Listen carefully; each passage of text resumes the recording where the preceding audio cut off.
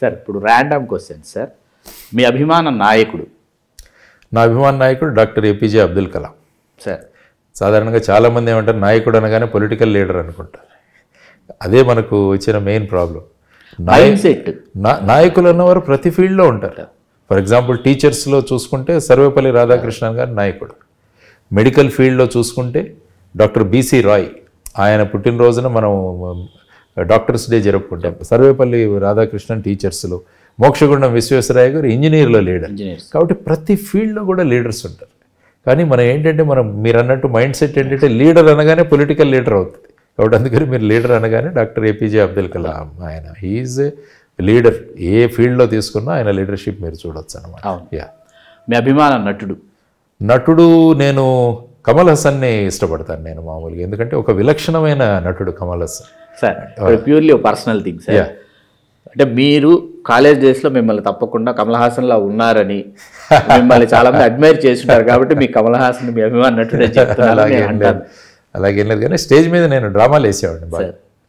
డ్రామాలు వేసేవాళ్ళము. ముఖ్యంగా ఐఐటి చెన్నై మద్రాసులో ఉన్నప్పుడు ఫిలిం ఫీల్డ్ అంతా అక్కడే ఉండేది. చాలామంది వచ్చేవాళ్ళు. రామానాయుడు గారు వచ్చారు మా దానికి, డివి నరసరాజు గారు అని మంచి dialogue writer, even Sai Kumar వచ్చారు. సాయి కుమార్ వాళ్ళ ఫాదర్ పీజే శర్మ గారు, వీరందరూ కూడా వచ్చారు మా స్టేజ్. అప్పుడు నేను మెయిన్గా చూసి, అప్పుడు సాయి కుమార్ గారు పీజే శర్మ గారు అన్నారు, మీ వాయిస్లో బేస్ చాలా ఎక్కువగా ఉంది, మీరు ఆడిషన్కి వస్తే మనం డెఫినెట్గా ఇక్కడ యూజ్ చేయొచ్చు అని కూడా చెప్పారు. అదే మొన్న ఫ్లైట్లో ఒకసారి సాయి కుమార్ గారిని కలిసినప్పుడు మళ్ళీ గుర్తు చేశారు. కాబట్టి ఆ విధంగా కమల్ హాసన్ విశిష్టమైన నాయకుడు. ఆఫ్ కోర్స్ ఎన్టీఆర్ సినిమాలు ఎక్కువ చూసి, ఎందుకంటే మా నాన్నగారు ఎన్టీఆర్ అభిమాని. కమల్ హాసన్ గారిని కలిశారా?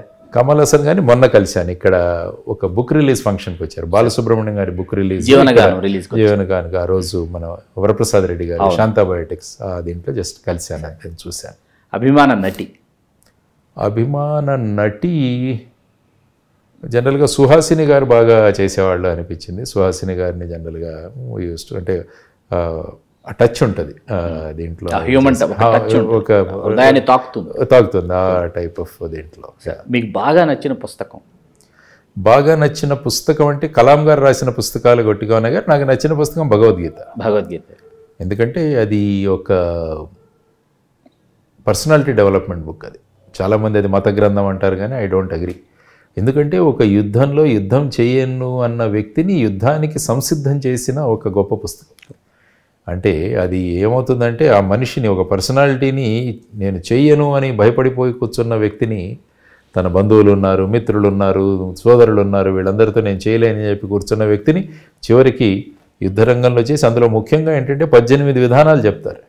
చెప్పి ఈ విధానాల్లో నీకు ఏదైతే నచ్చితే, ఇది కాకుంటే ఇంకోటైనా నీకు నచ్చితే అది చెయ్యి, కానీ పని చెయ్యి, యు డూ యువర్ డ్యూటీ అని చెప్పే పుస్తకం. కాబట్టి భగవద్గీత అన్నది I always say it is one of the best things, ప్రతి ఒక్కరు చదవాల్సిన అంశం. కానీ అన్ఫార్చునేట్గా ఏం చేసామంటే దాన్ని ఒక మత గ్రంథం చేసేసాం, దాన్ని తీసుకెళ్లి పూజ రూమ్లో పెట్టాము. పూజ రూమ్లో పరిధి గీసాం. అది పరిధి గీయాల్సిన పుస్తకం కాదు, ప్రతి ఒక్కరి చేతిలో ఉండాల్సిన పుస్తకం అది. మీకు బాగా నచ్చిన ప్రదేశం? ఆఫ్ కోర్స్ మా శ్రీశైలం తప్ప మాకు ఇంకా మా దగ్గర అదే ప్రపంచం. మాకు ఇప్పటికి కూడా సమయం ఇచ్చి ఏదైనా అవుతే అక్కడికే వెళ్తాం, లేకుంటే మాకు పర్మనెంట్గా సెటిల్ అవ్వాలంటే అక్కడికే వెళ్ళి సెటిల్ అవుదామని అనుకుంటాం. ఎస్. బాగా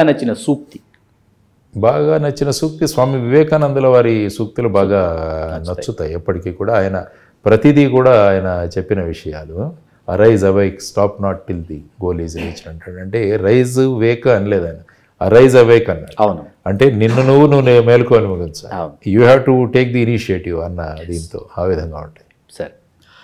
సార్ తీరిక వేళలు, అంటే మీకు తీరిక అనేది దొరికితే మీ వ్యాపకాలు ఏంటి? కొద్దిగా నేను చదువుతూ ఉంటాను, పుస్తకాలు చదవడం అన్నది కొద్దిగా. తర్వాత ఎందుకంటే చాలా స్కూల్స్కి కాలేజెస్కి వెళ్తుంటాను కాబట్టి వాటికి సంబంధించిన ప్రిపరేషన్స్ ఇవి చేసుకుంటాను. పుస్తకాలు జనరల్గా బుక్ రీడింగ్ అన్నది సాధారణంగా వెళ్ళేటప్పుడు కూడా పుస్తకం ఒక 4-5 పుస్తకాలు తీసుకువెళ్తాను. ఇప్పుడు కొత్త టెక్నాలజీ వల్ల ఈ కిండిల్ అన్నది కూడా వచ్చింది, దాంతో ఒక 300-400 పుస్తకాలు ఉంటాయి నా దగ్గర. ఎందుకంటే ఏ రెఫరెన్స్ వచ్చినప్పుడు వెంటనే మనకు రెఫరెన్స్ తీసుకోవడానికి వెంట ఒక లైబ్రరీ తీసుకువెళ్తున్నట్టు.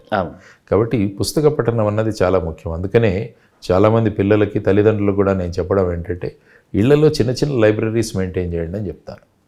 చిన్న పుస్తకాలు, పిల్లలకు అప్పుడప్పుడు కథల పుస్తకాలు, తర్వాత మంచి మాటలు, ఇవన్నీ కనుక వాళ్ళకి చెప్పగలిగితే ఏమవుతుందంటే రాత్రి ముఖ్యంగా పడుకోబోయే ముందు పిల్లలకు ఒక మంచి కథ ఏదైనా చెప్పి పడుకోబెడితే వాళ్ళకి అవే గుర్తుండిపోతాయి. కాబట్టి ఇది ముఖ్యంగా బాధ్యత మనది. అవి lifetime memories, lifetime మెమరీస్గా ఉంటాయి అవి, ఎందుకంటే అవి చాలా ముఖ్యం. కాబట్టి book reading is very very important. కాబట్టి మీ ద్వారా, మీ కార్యక్రమం ద్వారా తప్పకుండా నేను మా వీక్షకులకు చేస్తున్న విన్నపం ఏంటంటే, మనం చదువుదాం, పిల్లలతో చదివిద్దాం. మన న్యూస్ పేపర్లో కూడా మంచి మంచి ఆర్టికల్స్ వస్తుంటాయి. సాధారణంగా ఏంటంటే న్యూస్ పేపర్ చదివేసిన తర్వాత అది పడేస్తాం. కానీ నేను మీకు చేస్తున్న రిక్వెస్ట్ అంటే, న్యూస్ పేపర్ ఐటంలో మంచి ఐటమ్ ఏదైనా వస్తే, మంచి కథ కానీ వస్తే దాన్ని చిన్నగా కట్ చేసి ఒక చిన్న పుస్తకంలాగా మీరు మెయింటైన్ చేయండి. అదొక రెఫరెన్స్ బుక్ లాగా తయారవుతుంది పిల్లలకి. కాబట్టి చాలామంది నన్ను అడుగుతుంటారు, పిల్లలు తల్లిలు చాలామంది, సార్ మా పిల్లవాళ్ళు ఎక్కువగా టీవీ చూస్తున్నారు, కంప్యూటర్కి గేమ్స్కి అడిక్ట్ పోయారు. కానీ ఏం చేయాలంటే, దానికన్నా గొప్ప అడిక్షన్ని మీరు క్రియేట్ చేయగలిగితే ఇది చిన్న అడిక్షన్ అవుతుంది. చిన్నదాని నుంచి దూరం అంటే చిన్న గీత పక్కన పెద్ద గీత గీసినట్టు ఈ అడిక్షన్ కన్నా చదవడం అన్నదాన్ని మీరు అడిక్షన్గా మార్చగలిగితే ఇవన్నీ పక్కన పెడతారు. కాబట్టి మీరెంత శ్రద్ధ తీసుకుంటున్నారన్న దాని మీద వీళ్ళ బిహేవియర్ అన్నది, వీళ్ళ స్వభావం అన్నది ఆధారపడి ఉంటుంది. మీ బలాలు బలహీనతలు? బలాలు ముఖ్యంగా నేను ప్రజలను ఇష్టపడతాను. ప్రజలతో కలవడానికి నేను మమేకమవుతాను. నాకు ఎక్కడ ఈ డిఫరెన్సెస్ ఏం లేదు. నేను ఎక్కడైనా ఏ ఆటోల్లో వెళ్ళగలను, ఎక్కడికైనా మోటార్ సైకిల్ మీద వెళ్ళిపోగలను. ఆ విధమైన ఈ భేషజాలు ఇవేమీ ఉండదు. ప్రజల్లో కలవడం, మ్యాక్సిమం ప్రజల్లో కలవడానికి నేను ఇష్టపడతాను. అది నా బలం. బలహీనత అంటే నేను అందరినీ నమ్మేస్తాను. అది బలమే కావచ్చు, కానీ బలహీనత నేను ఎప్పుడు థియరీ ఎక్స్ థియరీ వై అని ఉంటాయి. థియరీ ఎక్స్ ఏంటంటే అందరూ మంచివాళ్ళని నమ్మడం, థియరీ వై అంటే అందరూ చెడ్డవాళ్ళని నమ్మడం. నేను థియరీ ఎక్స్. అది చాలామంది అంటుంటారు, సార్ మీరు అందరినీ నమ్మేస్తారు సార్ అంటారు. But my DNA is like that, I can't change it now అన్నది. పోలీస్ అధికారిగా వెంటనే అందరినీ నమ్మరు కదా, మీలో ఈ అందరినీ నమ్మేసి కూడా ఎట్లా అబ్బింది? ఎందుకంటే సాధారణంగా ఏమవుతుందంటే, చెడు చేసేవాళ్ళు చాలా తక్కువ పర్సెంట్లో ఉంటారు. కానీ మనం అందరినీ కూడా చెడు చేస్తారన్న దీంట్లో చూస్తే ఏమవుతుందంటే అది సరిగా ఉండదు. కాబట్టి ఈ స్క్రీనింగ్ ఎఫెక్ట్ అన్నది మనకు తెలియగలగాలి. సో కాబట్టి కాలక్రమేణా పోలీసింగ్లో పనిచేస్తున్నప్పుడు వాళ్ళ హావభావాలు, వాళ్ళ నడిచే పద్ధతి, వీటన్నిటిలోంచి కూడా మనం పట్టేయచ్చు వీళ్ళు ఈ విధంగా ఉన్నారన్నది. సైకలాజికల్గా మనం దాన్ని కూడా అనాలిసిస్ చేయొచ్చు. సార్, ఇప్పుడు కొంతమంది ముఖ్యమంత్రుల పేర్లు, కొంతమంది నాయకుల పేర్లు చెప్తాను సార్. వాళ్ళ మీద మీకున్న అభిప్రాయం క్లుప్తంగా. ఓకే. కీర్తిశేషులు ఎన్టీ రామారావు గారు. ఎన్టీ రామారావు గారు తెలుగు ఆత్మగౌరవం అన్నది ఒక గొప్ప కాన్సెప్ట్తో ఆయన బయటకు వచ్చిన మనిషి.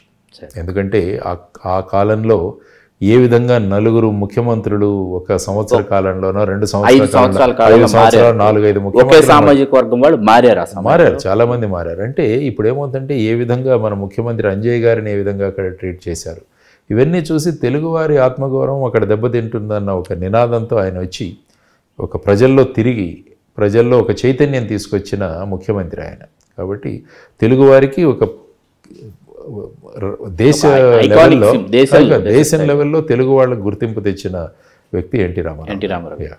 కీర్తిశేషులు డాక్టర్ వైఎస్ రాజశేఖర రెడ్డి గారు ముఖ్యంగా ప్రజల పల్స్ తెలిసిన నాయకుడు అనుకుంటాను. ముఖ్యంగా ఆయన ప్రవేశపెట్టిన స్కీమ్స్ ఏవైతే ఉన్నాయో, ఫర్ ఎగ్జాంపుల్ ఆరోగ్యశ్రీ కావచ్చు.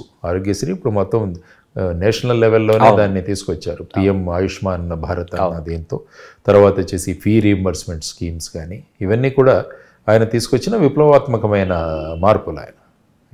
సరే, శ్రీ ఎన్ చంద్రబాబు నాయుడు గారు ఆయన టెక్నికల్ రంగంలో ఆయన మార్పులు తీసుకొచ్చిన వ్యక్తి. ముఖ్యంగా విజన్ 2020 అన్న కాన్సెప్ట్తో, ముఖ్యంగా ఇది మన హైదరాబాద్లో సైబరాబాద్ కానీ ఇవన్నీ చూసుకుంటూ వెళితే, ముఖ్యంగా మన వాళ్ళు ఎక్కువగా ఇతర ప్రాంతాలకు వెళ్ళేదానికి కూడా గొప్ప అవకాశాలు ఆయన కల్పించారు. ఇప్పుడు ఈ విధంగా మనం ఇప్పుడు అమెరికాలో ఇవన్నీ మాట్లాడుకుంటున్నామంటే, వీరు ఇక్కడ అయ్యారు అంటే ఆయన కాంట్రిబ్యూషన్ డెఫినెట్గా ఉంది. అంటే ముందుగా ఆలోచించే తత్వం, ఒక విజనరీ టైప్లో ఆలోచించే ఆయన ఒక లీడర్ మనకి. శ్రీ కె చంద్రశేఖరరావు గారు యాక్చువల్గా ప్రజలలో ప్రజల పల్స్ రాజశేఖర రెడ్డి గారిని అన్నాడు, ఆయనకన్నా తెలిసిన వ్యక్తి చంద్రశేఖరరావు గారు. ఆయన మాట్లాడుతుంటే మనతో మాట్లాడుతున్నట్టుంది, ప్రజల భాష మాట్లాడే ఒక ముఖ్యమంత్రి ఆయన. తర్వాత ఏంటంటే ఆయన ప్రజల మనస్తత్వాలు, ఏ టైంలో ఏం కావాలి, వ్యవసాయం పట్ల బేసిక్ పబ్లిక్ ఇష్యూస్ పక్క మంచి పరిజ్ఞానం ఉన్న వ్యక్తి. అవగాహన చాలా బాగా ఉంది ఆయనకు. ఎందుకంటే ఆయన మాట్లాడుతున్నప్పుడు కూడా ఎక్కడ ఏది రెఫర్ చేసుకొని మాట్లాడు, ఆయన ఫింగర్ టిప్స్లో అన్నీ ఉంటాయి. So that is a very creditable thing, especially మనం చూసుకోవాలంటే. శ్రీ వైఎస్ జగన్మోహన్ రెడ్డి గారు, ఆయన ఏంటంటే యాక్చువల్గా ఒక నిర్ణయాన్ని ఒకటి ఏదైనా సాధించాలి అన్న దాన్ని తీసుకొని దానికి కృషి ఎలా చేయాలన్నదాన్ని ఆయన ఆల్మోస్ట్ ఒక 10 సంవత్సరాల పబ్లిక్లో ఉన్నాడు, పాదయాత్రలు చేస్తూ ఒకే టార్గెట్, లక్ష్యం ఒకటే, లక్ష్యం. కాబట్టి ఒక లక్ష్యాన్ని పెట్టుకొని మనం ఏ విధంగా శ్రమ పడాలి అన్నదానికి ఏదైనా ఎగ్జాంపుల్ తీసుకోవాలంటే ఆయన దగ్గర నుంచి మనం తీసుకోవచ్చు. ఆ గుణం నేర్చుకోవాలి. ఆ గుణం అంటే ప్రతి ఒక్కరి దగ్గర నుంచి you have to take positive qualities. కాబట్టి ఒక లక్ష్యాన్ని పెట్టుకున్న తర్వాత ఇంకా ఆ లక్ష్యాన్ని అటు ఇటు కాకుండా ఆ లక్ష్యం దిశగానే వెళ్ళే క్వాలిటీ కూడా కావాలి. సో అది ఇక్కడ ఈయనలో చూడవచ్చు అన్నమాట. మరియు పవన్ కళ్యాణ్ గారు, పవన్ కళ్యాణ్ గారు ఆయన ప్రజల్లో మార్పు తీసుకొద్దామని, తర్వాత ప్రజలకు ఏమైనా చేద్దామన్న తపన ఉన్న ఒక వ్యక్తి. కాబట్టి ఆ విధంగా ముందుకు వెళుతున్న ఆయన వ్యక్తి. ఆఫ్ కోర్స్ ఆయన బేసిక్ సినిమా దీంట్లో తీసుకుంటే ఒక మంచి నటుడు కూడా ఆయన. Sir please subscribe RTV Telugu. Subscribe to RTV. Please to subscribe to RTV. Hey guys, subscribe to RTV Telugu.